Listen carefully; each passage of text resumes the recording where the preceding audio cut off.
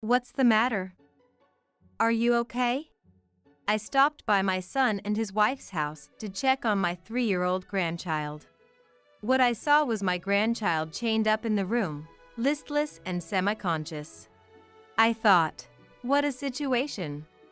I was so shocked that I immediately called 911, and within 5 minutes, they arrived.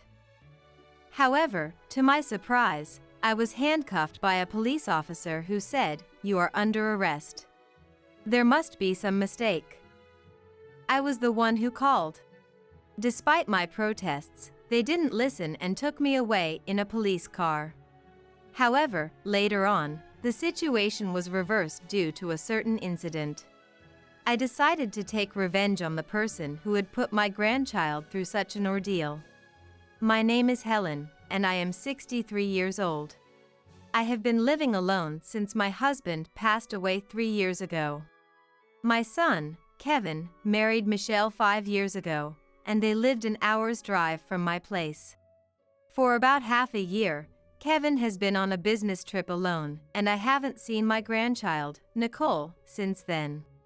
Wondering how they were, I messaged Michelle, and she replied the next day. "Nicole wants to see you. Won't you come over?" As I was having coffee near my son and his wife's house, I replied, "I'll stop by in about an hour," excitedly buying gifts for my grandchild. However, when I arrived at their house at the agreed time and rang the doorbell, there was no response. Finding this odd but curious, I tried the door and found it unlocked. "Michelle, are you there?" "I'm coming in." I entered the room hesitantly and found my grandchild, Nicole, chained up. "Nicole. Nicole. What happened? Are you okay?"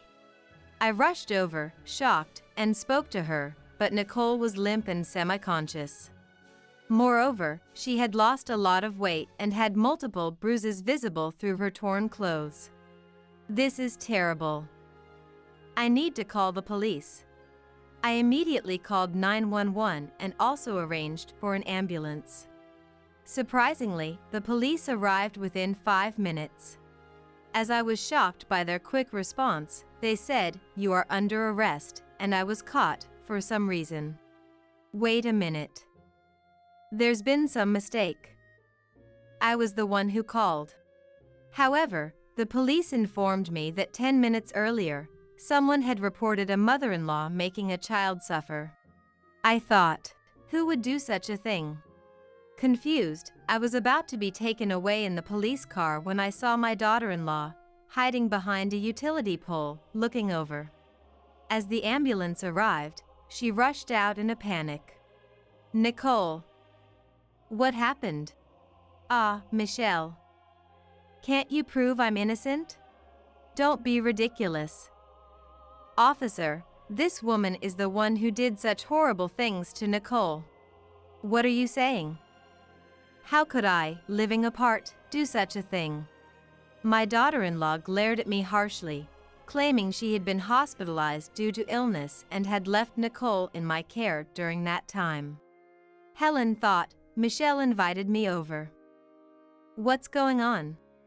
Dumbfounded, I was led to the police car, and the ambulance carrying my grandchild and daughter-in-law drove off ahead. Later, in the stark room of the police station, I was questioned.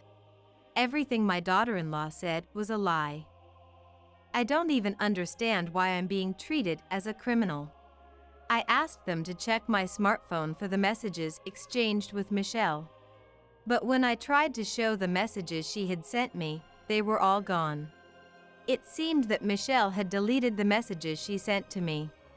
I doubted Michelle, the one who harmed my grandchild, and called the police. This thought crossed my mind, but without proof, I knew it wasn't right to make accusations based on speculation.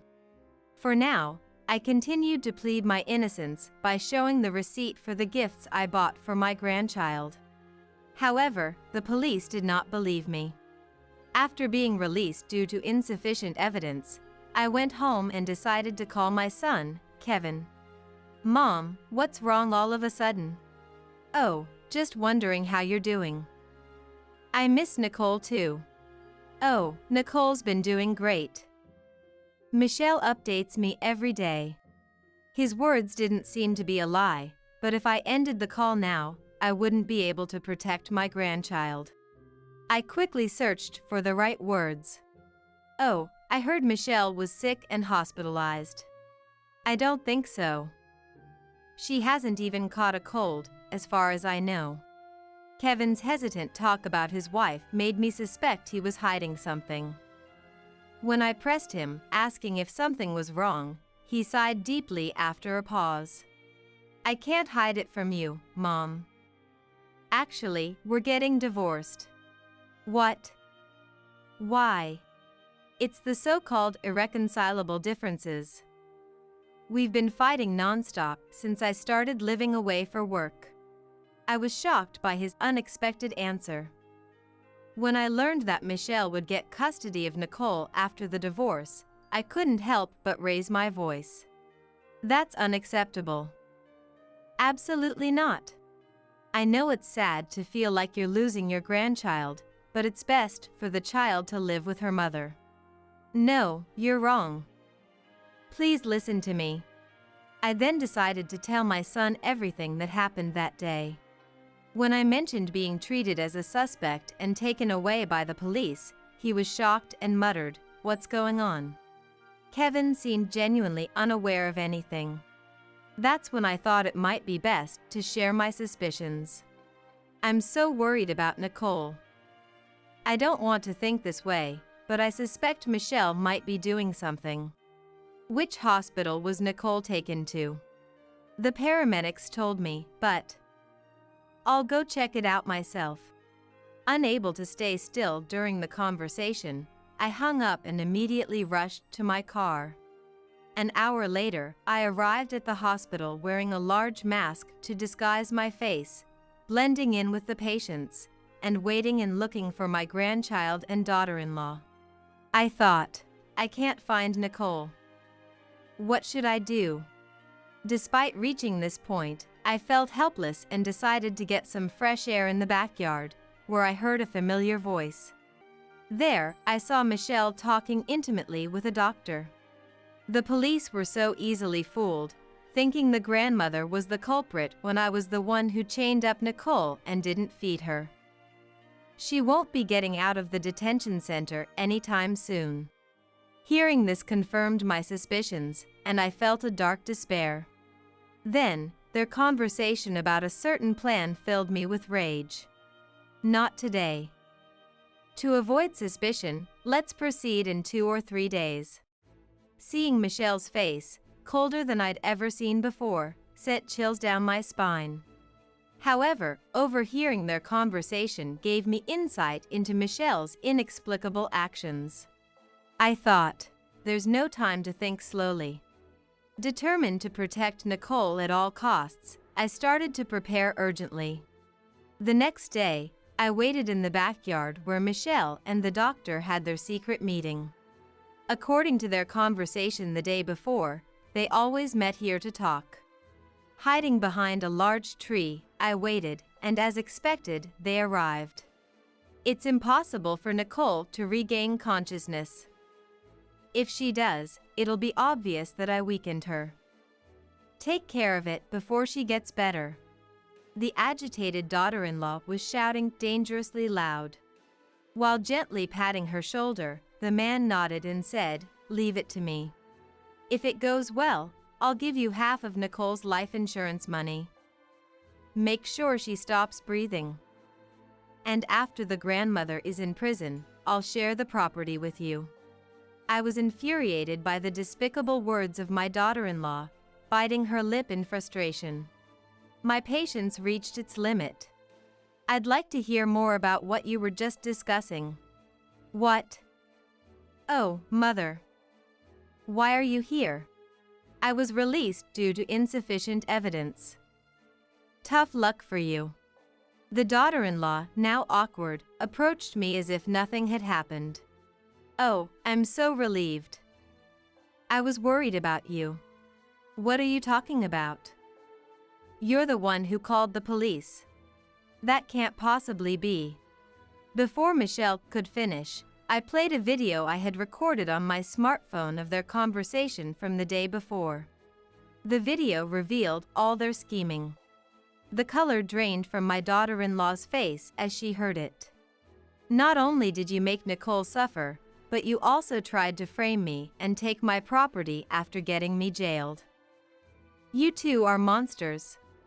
The doctor conspiring with her turned out to be Michelle's ex-boyfriend. When I sent their photos to my son, Kevin recognized the man.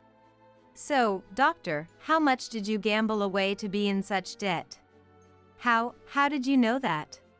I learned from my son that gambling debt was the reason for their breakup during their relationship. Guessing they might be repeating the same mistake, I hit the nail on the head with my suspicion. I borrowed $80,000 from a loan company. That's right. If you want to save Nicole, why don't you pay off the debt for me? You really are something. If that's the conversation you want, let's have it in Nicole's hospital room. I headed to Nicole's hospital room with the nodding daughter-in-law and doctor. Reuniting with Nicole.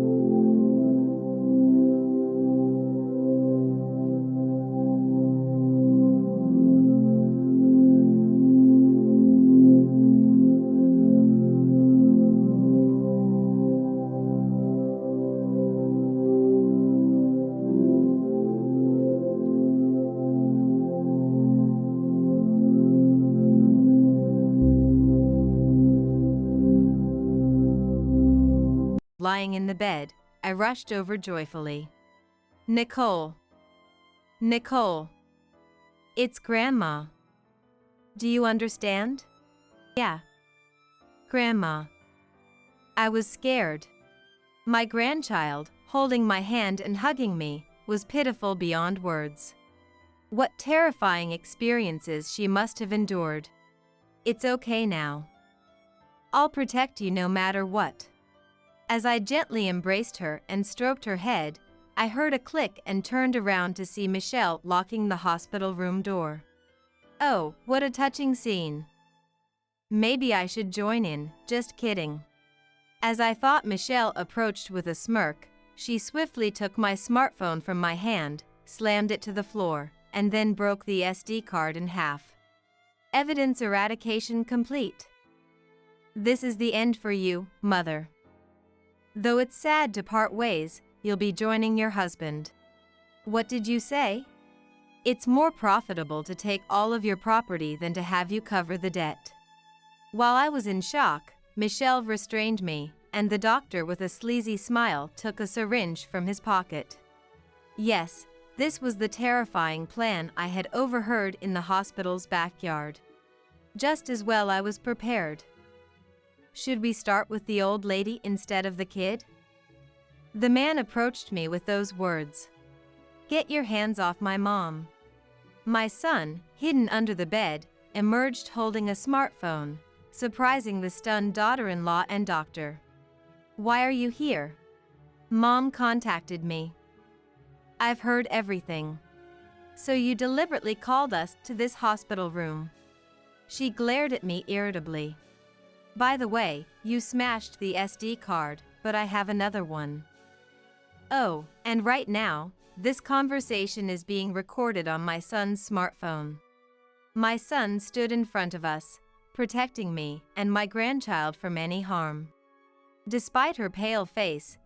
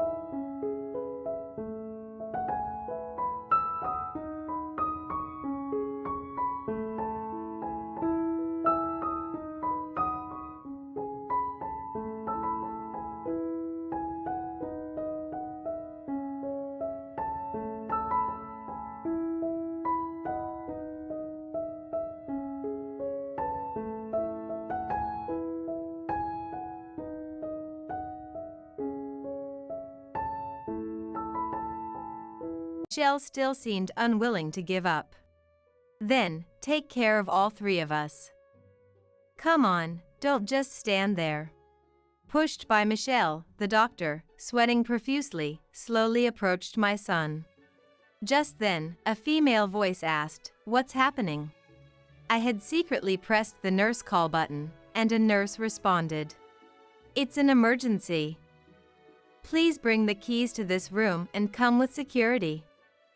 We're in danger of being killed." The nurse, raising her voice in shock, seemed to forget to hang up the nurse call and was heard making a phone call somewhere.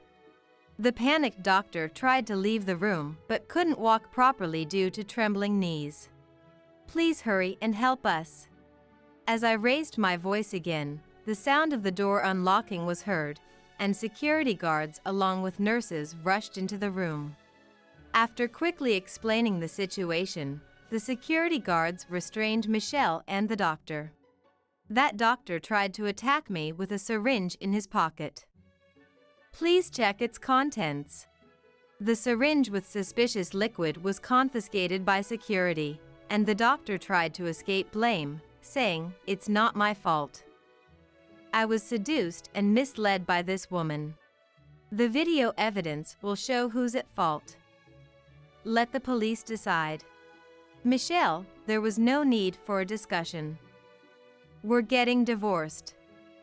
I'll take care of Nicole. Wait. Don't abandon me. I'll break up with my ex-boyfriend, please forgive me. She clung to my son, tears streaming down her face, but Kevin shook her off. Then, she turned to me, kneeling down. "Please, mother, not the police. I won't do anything like this again. Consider yourself lucky to even get jail food. You should experience a fraction of the hardship Nicole faced while chained up. Look, your ride is here." Outside the room,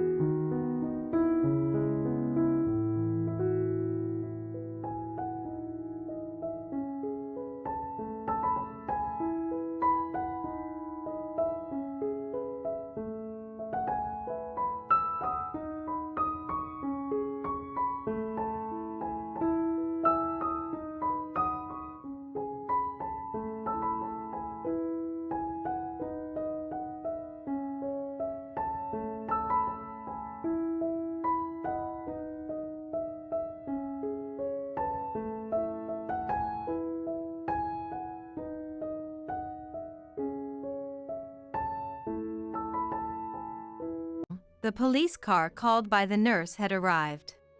I handed over the SD card with the evidence and the data from my son's smartphone to the police, and the defeated Michelle and the doctor were taken away.